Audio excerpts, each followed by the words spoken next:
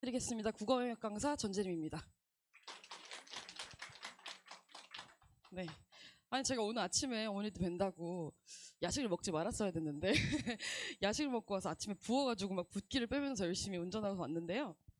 네, 6평 어떠셨는지 혹시 아이들이랑 얘기를 좀 많이 해보셨을까요? 네, 어려웠습니다. 국어는 사실 계속 어렵게 출제되고 있고요. 이게 상위권 학생들에게 저는 굉장히 좋은 거라 생각을 하거든요. 어떤 면에선.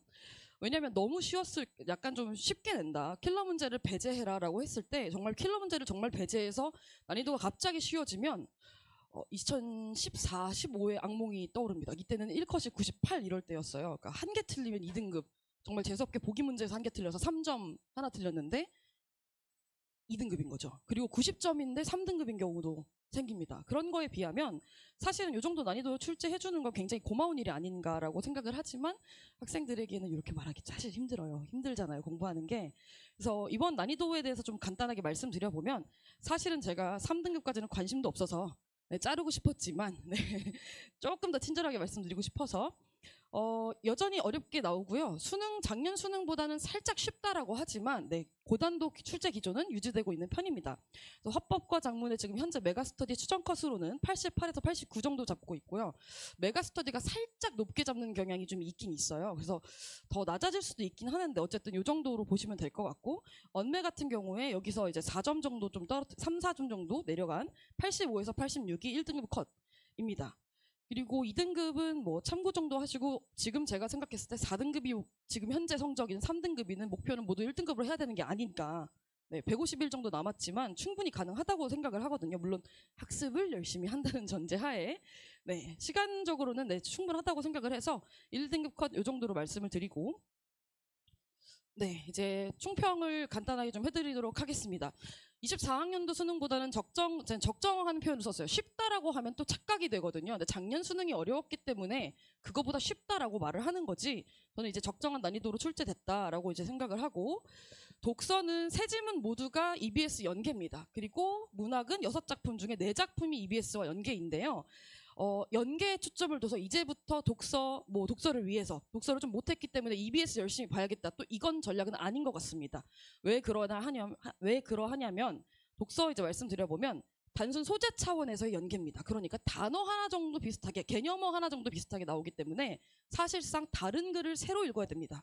그러니까 다른 글을 새로 읽어야 된다는 건 독해력이 뒷받침되지 않으면 EBS를 아무리 열심히 봤더라도 시험장에서 당황하는 건 똑같은 소리인 거거든요. 실질적 연계율, 학생들이 말하는 체감 연계율이 그렇게 독서에서 높진 않았다라고 말씀을 드릴 수 있을 것 같고요. 그 다음에 이제 보통 학생들이 사회지문 어려울 것이다. 그러니까 법경제, 그 다음 과학기술지문 어려울 것이다. 이렇게 생각하지만 이번에는 가나형의 복합지문 형태로 출제됐던 이제 인문지문이 고난도로 출제되었습니다. 네, 사실은 논리학 지문이라 어려운 게 맞고요. 학생들이 흔하게 생각하는 내가 과학기술을 잘 못한다. 문과 학생들의 경우 혹은 뭐 이과 학생들의 경우 사회, 법경제가 어렵다라고 하지만 사실은 소재가 어렵다기보다 지문을 뚫어가는 능력에 있어서 과학기술 지문 간의 유사성, 사회경제 지문 간의 유사성 이게 문제인 거거든요. 근데 그것보다 이번에는 이제 소재 자체가 일단은 모두에게 이과든 문과든 상관없이 모두에게 좀 낯선 논리학 소재가 나왔고 그걸 이제 시간 내에 빠르게 풀어내야 되는 게 좀 어렵다 보니까 인문지문이 생각보다 까다롭네라는 느낌이 좀 있었던 것 같습니다. 네, 다음 문학 말씀드려보자면요. 네, 작품 난도가 대체로는 지난 수능보다는 낮게 출제되었습니다. 이게 무슨 뜻이냐면 작품을 봤을 때 무슨 말인지 아예 모르겠다 이런 작품은 아니었던 것 같아요. 그런데 그 문항을 출제하는 경우에 세부 정보를 좀 꼼꼼하게 확인을 해야 돼서 시간을 줄이겠다고 아이들이 보통 시간 줄이겠다고 문학을 날려 읽는 경우가 좀 많아요. 날려 읽으면 그러면 문제 풀 때 시간이 2배로 걸립니다. 그래서 작품을 알겠네 하고 이렇게 대충 읽었다가 문제 풀 때 막상 풀려니까 안 풀려서 그래서 문학의 고난도 출제 기조가 계속 유지될 수 있게 만들어낸 문항 설계를 굉장히 꼼꼼하게 잘 하신 것 같거든요. 그래서 아이들이 이제 출제 포인트가 여기에 있으니까 공부를 할 때 시험장에서 이런 식으로 풀어야 된다라는 걸 계속적으로 전략을 좀 수립해야 되는 게 아닌가라는 생각이 계속해서 확신이 들고 있는 상황입니다. 선택 과목으로 넘어가면 이제 대부분의 학생들이 본인이 상위권이라 생각하거나 하면 이제 언어와 매체를 선택을 많이 하는데요. 어쨌든 언어와 매체든 화법과 작문이든 실제 시험장에서 6월 평가원의 경우에는 체감 난도는 높습니다. 이게 제가 그래서 학생들한테 유평 전 직전까지 수업할 때도 뭐라고 얘기했냐면 네가 화법과정문과 언매를 뭐 15분 컷 해야 된다라고 생각을 할 수 있다. 그리고 3월 모의고사, 5월 모의고사에서는 가능했다. 그러나 6월 평가원은 그렇게 호락호락하지 않다. 근데 이건 늘 그렇거든요. 6평, 9평 수능은 늘 선택 과목조차도 까다롭습니다. 까다롭다는 게 모든 지문이 까다로운 건 아니고요. 어쩌다가 한 문제. 근데 이제 아이들 입장에선 여기선 시간을 벌어야 되고 점수를 벌어야 되는 영역인데 한 문제가 막히기 시작하면 상당히 당황합니다. 이건 상위권 학생들에게도 당연히 마찬가지. 당연히 나는 여기서 시간을 벌어서 독서에 더 쓸 생각이었는데 아니 시계를 보니까 8시 40분에 시작했는데 55분은 그냥 9시인 거예요. 그럼 이제 그때부터 손 떨리거든요. 마치 제가 지금 살짝 긴장해서 손 살짝 떨리는 것처럼. 네. 손 떨기 시작합니다. 그러면 이제 어떡하지가 생각이 들면 근데 이게 6평이라 다행이지 수능 가서 이러면 다음 과목에도 지장을 주고요. 수능에 이제 9시 좀 넘었는데 내년 재수는 어디서 이렇게 돼요. 네, 그러면 네, 선택 과목이 항상 난이도가 살짝 높은데 여기에 대한 대비가 좀 필요한 게 이번 6평에도 마찬가지였고 아이들이 여기서 좀 초점을 맞춰줘야 되는 게 아닌가. 특히 여름방학 때 여기는 이제 완벽하게 잡아줘야 되는 게 아닌가 하는 생각이 드는 출제 경향이었습니다. 언어 뭐 화작은 네, 시간 소요에 많이 포인트가 있었고요. 언어는 뻔하지 않게 출제하십니다. 항상. 그러니까 출제자분들이요. 문제집에서 흔히 볼 수 있는 문제 형태가 아니라 개념을 정확히 알고 있고 기출 분석을 다 했어? 그러면 이렇게 비틀 테니까 따라와봐. 약간 이렇게 약 올리는 수준으로 좀 출제를 하시거든요. 근데 이게 교과서 범위 내의 출제이기 때문에 네, 훈련을 통해서 충분히 극복할 수 있는 정도의 난이도입니다. 네, 그래서 제가 이제 3가지를 좀 생각을 해봤는데요. 먼저 말씀드리자면 이게 아이들한테 시험장에서의 전략은 첫 번째는 80분 안에 모든 지문을 이제 완주하는 거죠. 이게 완주가 생각보다 완주율이 떨어집니다. 아이들이 심지어는 잘 생각해 보시면 아까 제가 85가 좀 1등급이라고 말씀드렸잖아요. 잘 생각해 보면 한 지문을 날려도 나머지 다 맞으면 1등급이에요. 그래서 완주하는 것 자체가 좀 관건인 시험이라고 여전히 그런 기조가 이어진다고 말씀을 드릴 수 있는데요. 타임어택에 대비를 해야 되는 거죠. 말씀드렸다시피 선택 과목이 20분을 넘어가는 순간 심장이 막 두근대기 시작하고 내가 문학을 어떻게 할 건지 독서를 어떻게 할 건지 문학을 끝나고 독서를 들어갔는데 20분밖에 안 남았는데 지문은 3개가 남아있고 이런 타임어택들이 굉장히 많이 존재하거든요. 제가 봤을 때 그러니까 국영수 중에 가장 심한 과목이 이제는 국어가 아닌가. 그래서 80분 안에 완주하려면 어떤 전략을 짜야 되는지 제가 좀 극단적으로 말씀드리면 4등급 이하 학생들한테는요. 너는 보기 문제는 보지도 말고 넘어가라. 왜냐면 풀어도 틀리거든요. 네, 풀어도 틀리니까 아예 건너뛰어라. 그 선지를 2바퀴, 3바퀴 돌릴 2, 3분을 3문제만 건너뛰어서 줄이면 10분 넘게 여유를 벌 수 있습니다. 그러면 쉬운 문제에 투자해서 거기서는 점수를 확보할 수 있기 때문에 그런 식의 학생별로 자기한테 맞는 구체적인 시험장에서의 전략이 좀 있어야 됩니다. 물론 1등급 학생들한테는 그렇게 할 수 없죠. 당연히 1등급 학생들한테는 선지를 몇 번 고민하고 아니면 고민하는 방식을 어떻게 하고 일단 넘길 것인가 이런 것까지 디테일한 전략이 좀 필요한 것 같습니다. 그 다음에 이제 아까 말씀드렸다시피 EBS가 전부는 당연히 아닙니다. 그리고 문학작품이 연계가 됐고 체감 연계율이 있다고 하더라도 비연계를 반드시 대비해줘야 됩니다. 어차피 우리가 1등급이 목표고 100점이 목표면 하다못해 2등급 정도만 나는 2등급 정도만 돼라고 하더라도 비연계에서 너무 많이 틀려버리면 소용이 없어지거든요. 그래서 비연계를 대비할 수 있도록 계속해서 새로운 지문에 적용하는 연습을 해줘야 됩니다. 그리고 3번째는 아까 네, 연결되는 얘기인데요. 개인별 시험장 실전 전략이 반드시 필요합니다. 이게 어느 순간부터 아이들이 시험 운영하는 것 자체가 좀 버거워졌기 때문에 옛날에는 좀 쉽게 말하면 한 번 봐서 맞출 수 있으면 1등급, 2번 봐서 맞출 수 있으면 2등급, 3번 봐서 맞출 수 있으면 3등급이라고 했거든요. 근데 이제는 한 번 보고 볼 시간이 없습니다. 그러니까 3지문을 다 볼 수 있으면 1등급, 2지문을 보면 2등급, 1지문을 보면 1등급 약간 이런 식으로 변했거든요. 기조가.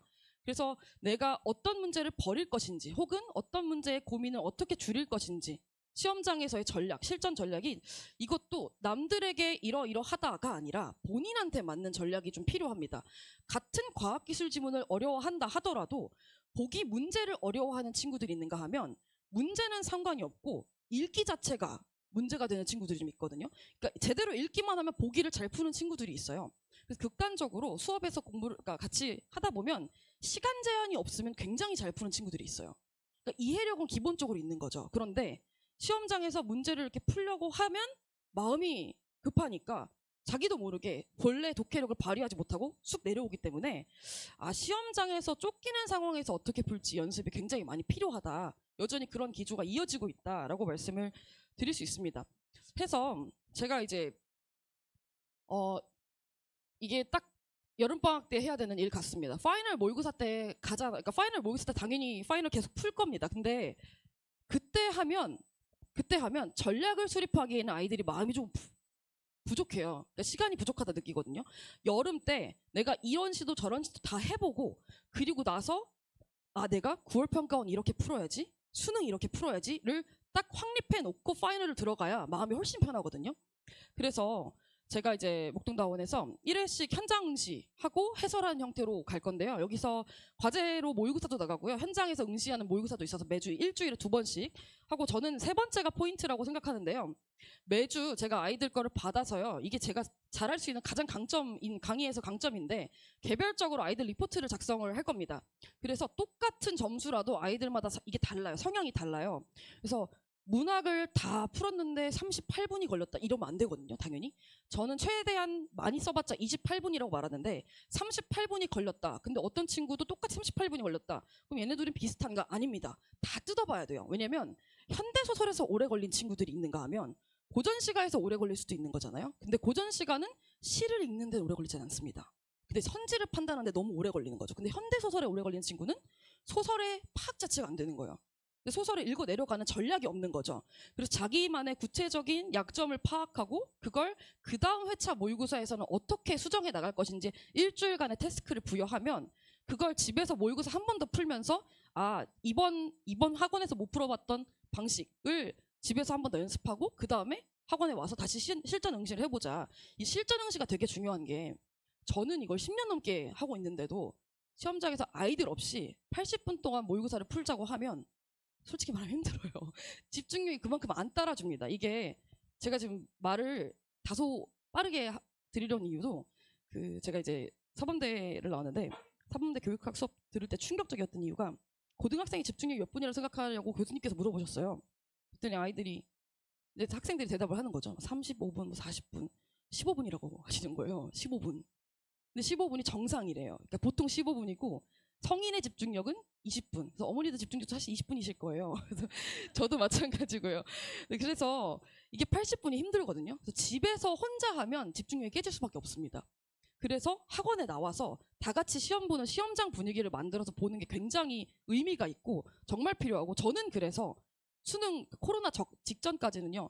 매번 수능 시험장에 같이 갔어요. 학생들이랑. 강사가 수업 준비한다고 이렇게 집에 앉아서 영역별로 끊어서 풀면 애들이 어디서 시험장에서 체감 난이도가 높았을지 사실 좀 덜 체감되거든요. 그래서 가끔은 애들이랑 시험장에서 마주치기도 해요. 했었어요. 거지 같은 몰골로 갔는데 그래서 시험장에 같이 가서 하는 게 굉장히 의미 있어서 다원에서 이런 프로그램을 준비를 했고 그러니까 실전 전략을 7월달 한 달 동안 이렇게 준비한 다음에 9월을 모의고사 대비하는 거고 이 과정 자체가 사실은 공부인 것이요.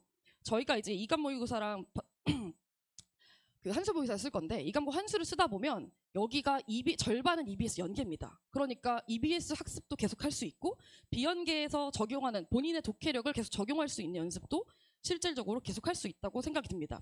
예시를 보여드리면 혹시 글씨가 너무 작아서 말씀을 드려보면요. 이제 매주 수업이 끝나면요. 이렇게 정오표부터 작성하게 합니다. 그리고 본인의 문제풀이 순서, 이번 회차는 어디서부터 어떻게 풀었는지, 문학 몇 분 걸렸고, 현대 디테일하게 볼 수 있으면 뭐 소설 몇 분, 시 몇 분 이렇게까지 다 쓰게 하거든요. 근데 이게 쓰게 하는 게 굉장히 효과가 있는 게 아이들이 공부를 대충 했다, 많이 했다를 스터디 플래너를 써보면 내가 정말 안 했구나가 확실해지잖아요. 이걸 쓰게 하면 내가 국어에서 이걸 못했구나. 내가 막상 현대소설이 오래 걸린다 생각했는데 알고 보니까 시에서 오래 걸렸구나를 구체적으로 알 수 있습니다. 자기 문제점을 구체화해야 제가 피드백을 훨씬 잘 줄 수 있고 정확하게 줄 수 있기 때문에 이걸 쓰게 하는데 영역별 자가진단까지 해서 문학 번호를 쓰고 내가 시험장에서 왜 틀렸는지를 쓰게 하고 제가 퇴근을 시킬 거예요. 그러고 나면 아이들한테 피드백을 제가 매주 어머니들한테도 문자로 같이 발송해 드릴 거고, 이러는 과정에서 내가 시험장 전략을 이렇게 써야 되고 전략만으로 커버되지 않는 근본적인 독해력을 키워야 되는 부분은 이런 부분이구나. 그러면 내가 일주일 동안의 학습 전략, 일주일 동안 학습 계획은 여기를 보강하는 식으로 해야겠구나가 잡힐 수 있습니다. 그리고 이제 한 가지 더 말씀드리면, 이제 상반기 때는 계속 평가원 기출 분석에 초점을 두는 게 맞았어요. 그래서 평가원과 실전 모의고사의 갭이 좀 있습니다. 이걸 어떻게 해야 될 것이냐 하면, 시간 연습은 당연히 평가원이 아니라 모의고사입니다. 왜냐하면 평가원은 반복해서 보는 것이기 때문에 익숙해서 당연히 계속 본다 그러면 시간의 연습에 별로 도움이 안 돼요. 이거는 내가 익숙해서 빨리 푸는 거지 잘 풀어서 빨리 푸는 게 아니거든요. 그래서 시간 연습을 하는 거에서 모의고사가 굉장히 중요하고, 그다음 분석의 초점도 다릅니다. 평가원 기출 분석은 이를테면 제가 학생들한테 이런 식으로 말하는데, 독서는 분석하라고 하면 뭘 분석할 거야? 라고 하면 지문 분석입니다. 지문 분석인데 무슨 뜻이냐면, 평가원 출제할 때, 수능은 출제할 때 교수님들이 지문을 먼저 쓰시고 그리고 그걸 바탕으로 문제를 출제하시죠. 근데 문학은 생각해 보시면 원래 존재하는 문학 작품에서 발췌해 오는 겁니다.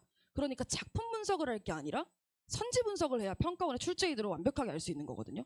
그러니까 이런 식으로 영역별이 다른데, 평가원 기출을 그런 식으로 분석했는데 실전 모의고사 똑같이 한다? 이건 아니라고 생각합니다. 왜냐하면 실전 모의고사는 평가원이 출제하는 게 아니거든요. 평가원의 출제 포인트를 베끼고 싶은 거지.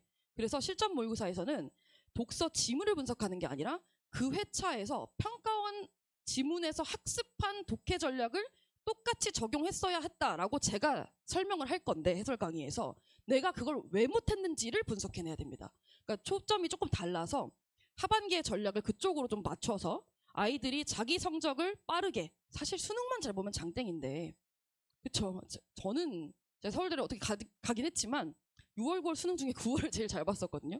그러니까 수능을 제일 잘 보는 게 가장 중요한데, 6월, 9월 잘 보면 내년에 그 재수학원 특별전형만 소용이 있어요. 수능을 잘 봐야 되는 건데, 그래서 이제 좀 길게 100일 코스라고 생각을 하고, 이제 지금은 150일 남았지만 여름방학부터는 이제 100일 코스라 생각하고, 내가 이제 시험장 전략을 이렇게 수립해서 구평이 어떻게 나오든 어쨌든 수능 한 방을 위해서 간다라고 이제 길게 전략을 수립해서 가는 게, 분석의 초점을 실전 모의고사에서 그렇게 두는 게 맞지 않나. 그러면서 EBS도 자연스럽게 학습할 수 있고, 선택 과목의 타임 어택도 조금 어렵게 출제되는 이번 회차에서는 내가 요만큼 어렵게 출제되는데 나는 5분을 더 썼네? 아니면 이제는 어렵게 출제돼도 어느 정도까지는 내가 이제 반열에 올랐구나. 그래서 나는 항상 15분 컷이 되는구나. 수능에서도 15분 컷을 기대할 수 있겠다. 이렇게, 그러면 그 다음 문학은 어떻게 해야 되겠다. 라는 이제 구체적인 전략, 시험장 전략이 좀 생길 수 있을 것 같습니다. 그래서 요거를 매주 쓰게 해서 제가 리포트를 할 거고, 과제 모의고사로 가지고 오는 것들에 대해서도 첨삭을 할 예정입니다. 그래서 네, 7월 25일 날 목요일 개강을 목표로 해서요. 네, 이때부터 좀 달려볼 건데요. 아이들이 국어가 좀 어려워서 힘들겠지만 상위권일수록 오히려 진짜 아까도 말씀드렸다시피 굉장히 좋은 거라고 생각합니다. 표점이 높아서 표점에서 우위를 가져갈 수 있는, 어떤 면에서는 효자 과목이 될 수 있는 국어 좀 잘 마무리해서, 마무리가 아니죠 사실은, 150일 남았기 때문에 잘 달려서, 남은 기간 잘 달려서 네, 수능까지 좋은 결과 만들 수 있도록 저도 여름방학 때부터 좀 준비를 해보도록 하겠습니다. 네, 국어영역 강사 전재림이었습니다. 감사합니다.